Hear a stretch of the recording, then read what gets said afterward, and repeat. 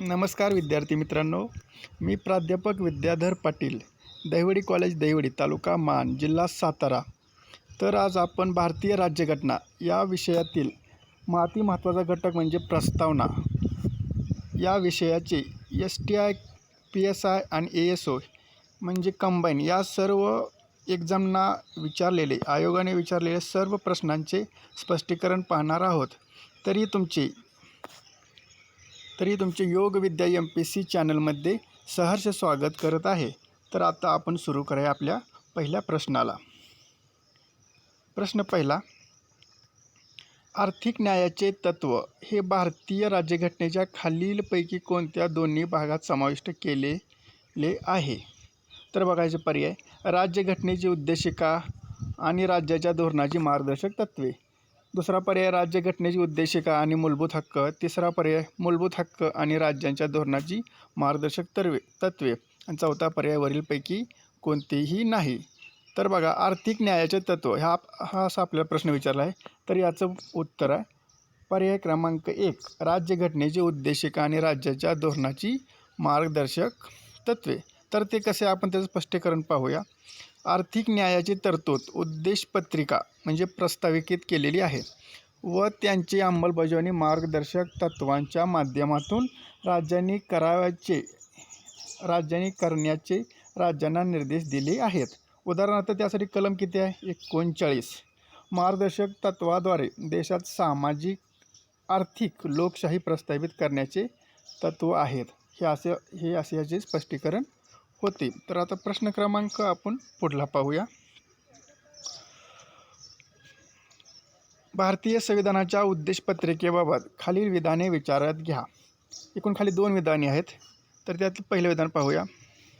उद्देशपत्रिका हा भारतीय राज्यघटनेचा भाग आहे, परंतु न्यायालयामार्फत त्यातील तरतुदी अंमलात आणण्याचा आग्रह धरता येत नाही. दुसरा पर्याय, उद्देशपत्रिकेमध्ये राज्यघटनेच्या इतर तरतुदीप्रमाणे दुरुस्ती करता येते. तर यांनी काय विचारले आणि त्यांनी विचारले की बरोबर विधान कोणते? तर यातलं पहिलं विधान बरोबर आहे. बघा, पहिलं विधान म्हणजे अविधान बरोबर आहे. तर ते कसे पाहू आपण? बघा, खाली तुम्हाला स्पष्टीकरण देतो. उद्देशपत्रिका घटनेचा भाग आहे की नाही याबद्दल 3 एकूण खटले झालेत. किती खटले झालेत? 3 झालेत. आणि व त्यांचा निर्णय पाहू. पहिला खटला झाला 1960ला बेरुबरी युनियन खटला. दुसरा खटला 1973ला केशवानंद भारती खटला. आणि तिसरा खटला आहे बघा 1995ला भारतीय जीवन विमा खटला. असे एकूण 3 खटले आहेत. तर त्या तिन्ही खटल्याने निकाल दिलेले पाहू आपण. पहिला खटला 1960चा बेरुबरी युनियन खटला. तर त्या खटल्याने काय सांगितलं? या खटल्यात सर्वोच्च न्यायालयाने असा निकाल दिला की प्रस्ताविका घटनेचा भाग नाही असे स्पष्ट केले. आणि दुसरा खटला कोणता? 1973चा केशवानंद भारती खटला. तर त्या खटल्यात न्यायालयानं पूर्वीचं मत फेटाळलं, प्रस्ताविका घटनेचा भाग असल्याचे स्पष्ट केले. आणि तिसरा खटला भारतीय जीवन विमा खटला 1955ला. तर याने काय सांगितलं? प्रस्ताविका घटनेचा अविभाज्य भाग असल्याचे स्पष्ट केलेले आहे. तरी आपण खाली पाहूया. घटना निर्मात्यांनी काय म्हटली होती? प्रस्ताविका ही घटनेचा भाग असल्याचं यांनी पण मान्य केलं होतं. आता बघा, प्रस्ताविकेबद्दल थोडी माहिती पाहूया. कायदेमंडळाचा अधिकारांचा स्रोत ही नाही व ती त्यावर प्रतिबंधही करत नाही. प्रस्ताविका न्यायप्रविष्ट नाही. प्रस्ताविका कशी नाही? न्यायप्रविष्ट नाही. म्हणजेच यातील तरतुदी भंग झाल्यास हक्क म्हणून न्यायालयात दाद मागता येणार नाही असं त्यांनी सांगितलेलं आहे. तर बघा, आपण पुढं अजून प्रस्ताविकेत कलम 368 अंतर्गत घटना दुरुस्ती करता येते, पण घटनेच्या मौलिक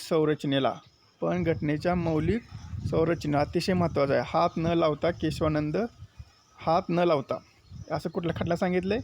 केशवानंद भारती खटला 1973ला सांगितलेला आहे. म्हणजे त्या दुरुस्ती करता येते, पण घटनेच्या मौलिक संरचनेला हात न लावता. आता खाली काय सांगितलं बघा. प्रस्ताविकेत आतापर्यंत किती वेळा? 1 वेळाच घटना दुरुस्ती करण्यात आली आहे. ती म्हणजे बघा 42वी घटना दुरुस्ती 1976 होय. त्याद्वारे समाजवादी धर्मनिरपेक्ष एकात्मता म्हणजे अखंडता असे शब्द समाविष्ट करण्यात आलेले आहेत. हे 3 शब्द समाविष्ट करण्यात आलेले आहेत आणि म्हणजे एकदाच घटनादुरुस्ती झालेली आहे प्रास्ताविकेत. तर हे या प्रश्नाचं हे स्पष्टीकरण होतं. आता प्रश्न क्रमांक पुढला पाहूया 3रा. भारतीय राज्यघटनेच्या सरनाम्यामध्ये खालीलपैकी कशाचा प्रथम उल्लेख करण्यात आलेला आहे? अतिशय महत्त्वाचा प्रश्न आहे. PSI 2016ला विचारलेला प्रश्न आहे. तर याचे पर्याय बघा. स्वातंत्र्य, समता, बंधुता, न्याय. प्रथम उल्लेख कशाचा करण्यात आलेला आहे? तर याचं उत्तर आहे न्याय. प्रथम उल्लेख कशाचा करण्यात आलेला आहे? न्याय, म्हणजे पर्याय क्रमांक 4. तर आता आपण पाहूया सरनाम्यात क्रम खालीप्रमाणे दिला आहे ते लक्षात ठेवा. बघा, पहिल्यांदा न्याय आहे. 1 नंबर न्याय, 2 नंबर स्वातंत्र्य, 3 नंबर समता आणि 4 नंबर बंधुता असा क्रम दिलेला आहे. तर त्याखाली बघा अजून एक महत्त्वाची बाब दिली, विचार, अभिव्यक्ती, विश्वास, श्रद्धा आणि उपासना हा सुद्धा यांचा क्रम आहे. यावर सुद्धा प्रश्न विचारला जाऊ शकतो आणि विचारलेला पण आहे. 3री बाब बघा आता, सार्वभौम, समाजवादी, धर्मनिरपेक्ष, लोकशाही आणि गणराज्य यांचा सुद्धा क्रम विचारल्यास हा क्रम लक्षात ठेवावा. व्हेरी इम्पॉर्टंट हा प्रश्न होता आणि याचं हे स्पष्टीकरण अतिशय महत्त्वाचं आहे. हे तुम्ही पाठच करा. आता प्रश्न क्रमांक 4 पहा. भारताच्या राज्यघटनेच्या सरनाम्यामध्ये कालांतराने काय सम्मिलित झाले आहे? STI 2015ला विचारलेला प्रश्न आहे. काय सरनाम्यात सामील केले? बघा, पहिला पर्याय राष्ट्राची एकता, दुसरा पर्याय आहे B राष्ट्राची अखंडता. तर आपल्याला माहीत आहे, आपण आत्ता नुकतंच पाहिलं ते स्पष्टीकरण, की राष्ट्राची अखंडता म्हणजे एकात्मता हे सरनाम्यात समाविष्ट केलेलं आहे. तर याचा पर्याय क्रमांक काय येणार? उत्तर 2, म्हणजे पर्याय क्रमांक 2 केवळ B. तर आपण त्याचं स्पष्टीकरण पाहूया खाली. आता भारतीय राज्यघटनेतील प्रस्ताविकेत 42वी घटनादुरुस्ती 1976ला झाली. त्या घटनादुरुस्तीने एकूण 3 शब्दांचा समावेश केला. बरोबर आहे. पहिली कुठली? राष्ट्रीय एकात्मता शब्दाचा, दुसरी समाजवादी आणि तिसरं धर्मनिरपेक्ष या 3 शब्दांचा समाविष्ट केलेला आहे. एकता समाविष्ट केलेली नाही, तर एकात्मता समाविष्ट केलेली आहे.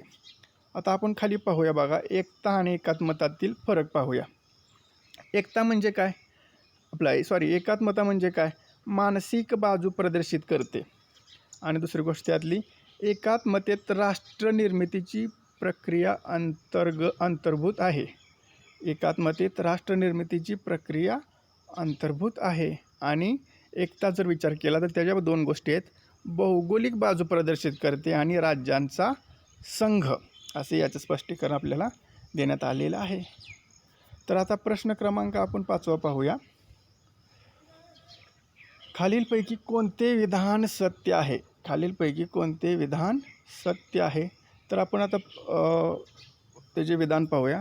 बेरुबारी खटल्यात सर्वोच्च न्यायालयाने सरनामा हा राज्यघटनेचा भाग असल्याचा निर्णय दिला होता. हे चुकीचं आहे. आत्ताच याचं स्पष्टीकरण पाहिलेलं आहे आपण नुकतंच.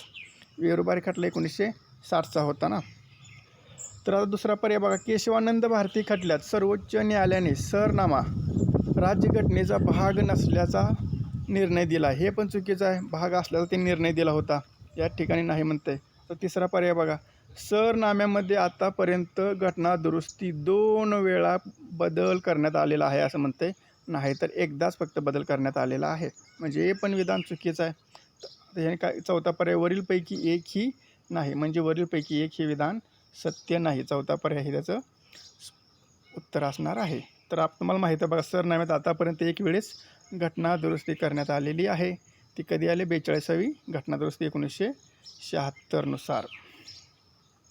तर आपण याचं स्पष्टीकरण पाहिलेलं आहे प्रश्न क्रमांक 2लाच. तर आपण आता पुढला प्रश्न पाहूया, जास्त वेळ न घालवता. प्रश्न क्रमांक 6. उद्देशपत्रिकेची खालील वर्णने आणि विधान यांची जुळणी करा. बघा, अतिशय महत्त्वाचा प्रश्न आहे हा. राज्यघटनेविषयी कोणी विधानं काय केले आणि त्यांच्या आपल्या इथं जुळवायचे आहेत. हा सारखा प्रश्न, आयोगाचा आवडता प्रश्न आहे बघा. रिपीट प्रश्न पडतो. PSI 2014ला पडलेला आहे. राजकीय कुंडली असं कोणी म्हटलं आपल्याला माहीत आहे का? हो, माहीत आहे. तरी आपण पाहूया. राजकीय कुंडली असं KM मुन्शीनं म्हटलेलं आहे, हे आपल्याला माहीत आहे. कल्याणकारी राज्यांची अचंबित करणारी तत्त्वे हे आचार्य JB कृपलानीनं म्हटलेलं आहे.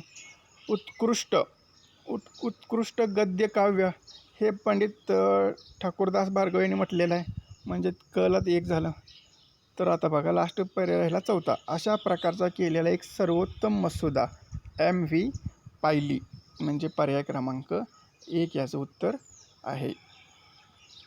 राजकीय कुंडली K.M. मुन्शी, कल्याणकारी राज्याची अचंबित करणारी तत्त्वे आचार्य J.B. कृपलानी, उत्कृष्ट गद्यकाव्य पंडित ठाकूरदास भार्गव.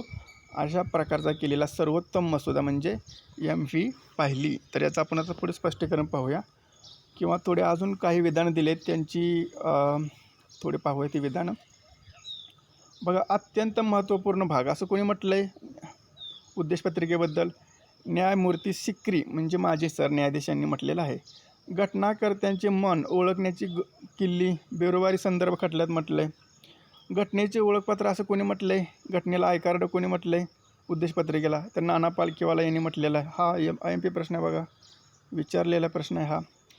आणि की नोट्स म्हणजे अर्नेस्टर बार्कर यांनी म्हटलेला आहे की नोट्स. असे प्रश्न विचारलेले आहेत आणि त्यांची थोडक्यात आपल्याला माहिती. तर आता पुढला प्रश्न पाहूया आपण. प्रश्न क्रमांक 7. खालील विधाने लक्षात घ्या, विचारात घ्या.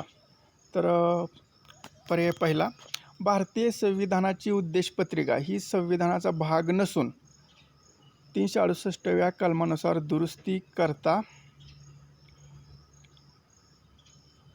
पुढे तिथलं कट झाले पाहू तरी पण आपण. दुसरा पर्याय, भारतीय संविधानाची उद्देशपत्रिका संविधानाचा भाग नाही आणि त्यामध्ये दुरुस्ती करता येत नाही असं म्हटलेलं, म्हणजे हे विधान चुकीचं आहे. हे तर आपल्याला एवढं कळतं आहे. उद्देशपत्रिका ही संविधानाचा भाग आहे आणि त्यामध्ये संविधानाच्या मौलिक रचनेला धक्का न लावता दुरुस्ती करता येते, म्हणजे हे पण विधान बरोबर आहे. म्हणजे काय आपल्याला विचारलं आता बघा, तर यांनी पर्याय क्रमांक 4 दिला आहे, म्हणजे पहिलं विधान बरोबर आहे. पहिलं विधान कसं असेल मग? भारतीय संविधानाची उद्देशपत्रिका ही संविधानाचा भाग असून त्यामध्ये 368व्या कलमानुसार घटनादुरुस्ती करता येते असं तिथं पुढं विधान असेल आणि आहेच. त्यामुळं विधान A आणि विधान C बरोबर आहे, पर्याय क्रमांक 4. तर विधान B हे चुकीचं आहे. आता प्रश्न आपण पुढला पाहूया. प्रश्न क्रमांक 8. भारतीय संविधानाच्या उद्देशिकेत शेवटी समाविष्ट केलेले शब्द कोणते? भारतीय संविधानाच्या उद्देशिकेत शेवटी समाविष्ट केलेले शब्द कोणते? तर आपण याचं स्पष्टीकरण पाहिलेलं आहे बघा. प्रश्न क्रमांक 2 आणि 4 मध्ये स्पष्टीकरण दिलेलं आहे. तर आपल्याला माहीत आहे समाजवादी, धर्मनिरपेक्ष आणि एकात्मता हे शब्द समाविष्ट केलेले आहेत. 1976ला किती घटनादुरुस्ती? 42 घटनादुरुस्ती 1976ला. समाजवादी, धर्मनिरपेक्ष आणि एकात्मता म्हणजे काय पर्याय असणार? A, B आणि I नंतर काय आले ते J, म्हणजे पर्याय क्रमांक 1 बरोबर याचं उत्तर आहे. याचं स्पष्टीकरण तुम्हाला मी पाठीमागे दिलेलं आहे, ते तुम्ही पहा. आता शेवटचा प्रश्न बघा. प्रश्न क्रमांक 9. भारतीय राज्यघटनेच्या प्रस्तावनेत कोणत्या संकल्पनेला अग्रक्रम दिलेला आहे?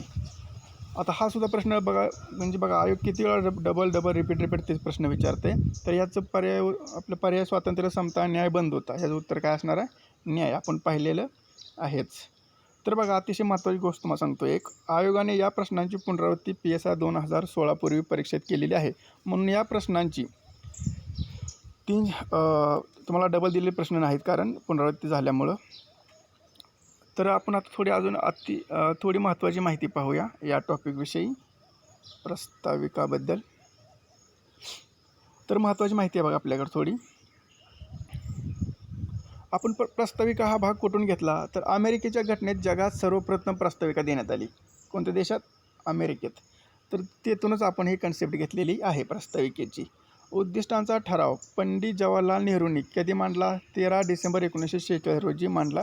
तर त्याला 22 जानेवारी 1947 रोजी मान्यता मिळाली. आता पुढे बघा, भारतीय राज्य हे धार्मिक नाही. मग ते कसं आहे? अधर्मी नाही, धर्माविरोधीही नाही, म्हणजे कसं आहे? ती धर्मनिरपेक्ष राज्य आहे. भारतीय घटना निरपेक्षतेची सकारात्मक संकल्पना प्रदर्शित करते. हे बरोबर आहे. तर पुढला पॉईंट पाहू. भारत असा देश आहे, पहिल्या निवडणुकापासूनच सर्वच नागरिकांना मताधिकार देण्यात आलेला आहे. सर्वच नागरिकांना, प्रौढ नागरिकांना मताधिकार देण्यात आलेला आहे. असा भारत पहिलाच देश आहे. आता पुढं पहा, काँग्रेसच्या 1955मधील आवडी अधिवेशन, 1955ला कोणतं अधिवेशन होतं? आवडी अधिवेशनात अध्यक्ष UN ढेबर समाजरचनेचे तत्त्व स्वीकारण्यात आले. समाजरचनेचे तत्त्व स्वीकारण्यात आले. कुठल्या अधिवेशनात? आवडी 1955ला.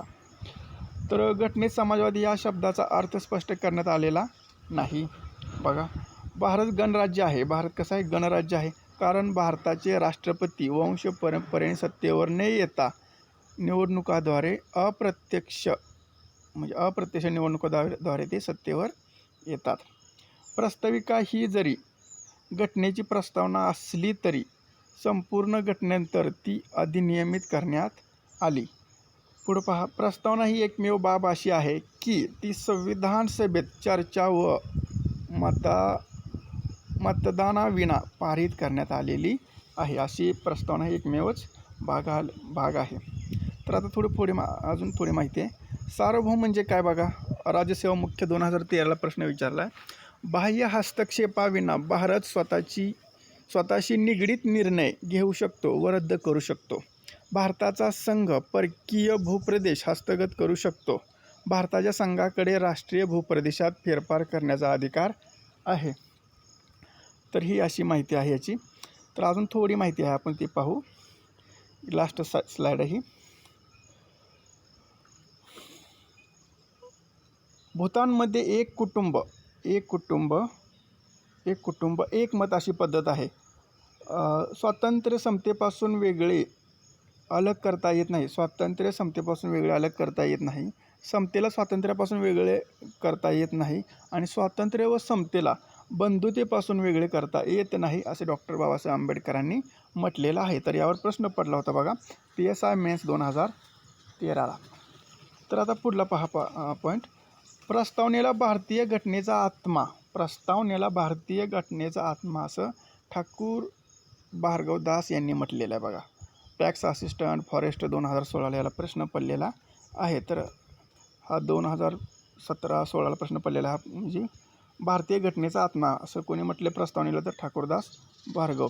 तर भाग 3ला भारतीय घटनेचा आत्मा असं डॉक्टर बाबासाहेब आंबेडकरांनी म्हटले. बघा, मूलभूत हक्कामध्ये भाग 3 कलम 32 हे आपल्याला माहीत आहे. तर पुढं पहा, प्राध्यापक KT शहाने धर्मनिरपेक्ष व समाजवादी ही दोन्ही विशेषणे भारतीय संघराज्याला लावावीत अशी दुरुस्ती सुचवली होती.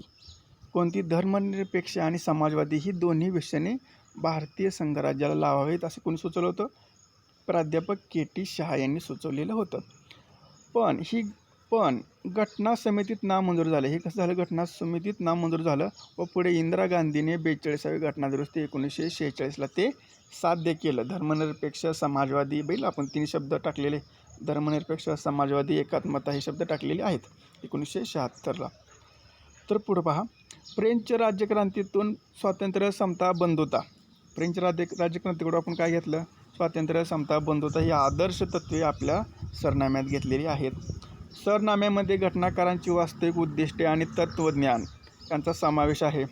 भारतीय निधर्मीपणाला, धर्मनिरपेक्षतेला एक मोझेक फ्रेम म्हटले आहे, कारण त्यामध्ये अनेक धर्म, अनेक भाषा मानाने व स्वातंत्र्याने राहतात. सर्व गट आपली ओळख नष्ट न करता एक संमिश्र संस्कृतीचा घटक होतात. तसेच ते सामान्य माणसाला एकत्र आणते, कारण भारतात कोणत्याही धर्माला राज्य धर्माचे स्थान नाही, म्हणजे स्टेट रिलिजन असं नाही. हा प्रश्न राज्यसेवा पूर्व परीक्षा 2013ला विचारला आहे. तरी विद्यार्थी मित्रांनो, आज आपण भारतीय राज्यघटनेची प्रस्तावना या विषयावरील सर्व PSI STI कंबाईन याला विचारलेले प्रश्न आपण पाहिलेले आहेत आणि त्यांचे स्पष्टीकरण ही पाहिले आहेत. हा व्हिडिओ तुम्हाला जर आवडला तर नक्की लाईक, शेअर आणि कमेंट करायला विसरू नका. तर हा व्हिडिओ पाहिल्याबद्दल धन्यवाद. आणि जर तुम्हाला कॉन्टॅक्ट करायचा असेल तर म्हणजे पुढील कोणते विषयावर बनवायचे असेल तर त्याविषयी तुम्ही मला कॉन्टॅक्ट करू शकता किंवा कमेंट बॉक्समध्ये तुम्ही मला लिहून पाठवू शकता. व्हिडिओ पाहिल्याबद्दल धन्यवाद.